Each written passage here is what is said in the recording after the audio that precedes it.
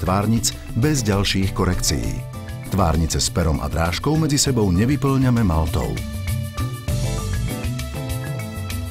Ďalšie vrstvy tvárnic lepíme výhradne tenkou vrstvou lepiacej malty Ytong. Pred jej nanášaním očistíme povrch tvárnic od prachu a nečistôt. Maltu nanášame vždy po celej ploche muriva. Vytvoríme presah pre tepelnú izoláciu základov.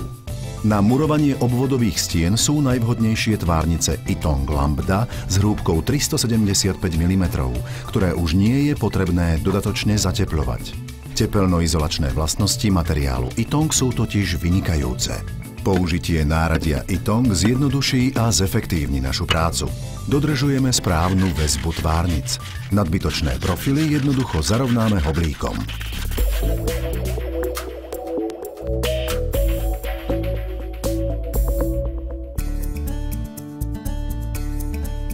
Prípadné výškové nerovnosti zarovnáme hoblíkom a povrch pred položením ďalšej vrstvy zametieme. Pri previazaní dbáme na kolmosť a rovnosť, a to aj v zvislom smere. Ak používame tvárnice bez pera a drážky, musíme naniesť lepiacu maltu aj na ich zvislú stranu. Pri murovaní vnútorných nosných stien používame tvárnice s vyššou pevnosťou s hrúbkou 250 alebo 300 mm.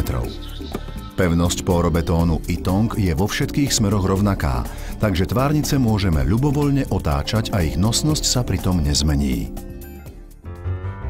Chvíľu mi trvalo, kým som pochopil, ako to na takej stavbe chodí, ale predvádzací majster mal so mnou trpezlivosť a všetko mi vysvetlil. Na murovanie sa používa malta Ytong. Pochopil som, prečo sa jej hovorí lepidlo. Svojím charakterom totiž lepidlo veľmi pripomína.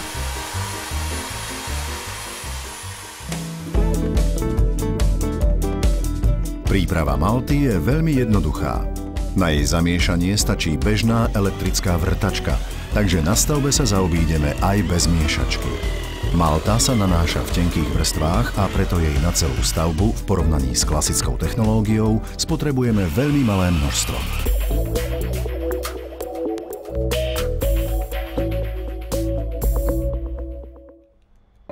Pod okennými otvormi je murivo vhodné vystužiť. Vďaka výbornej opracovateľnosti pórobetónu to ide veľmi jednoducho.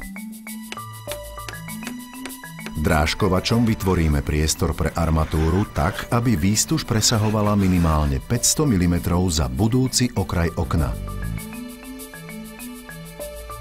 Vyčistené ryhy vyplníme maltou, vložíme betonárskú výstuž, celé zaplníme maltou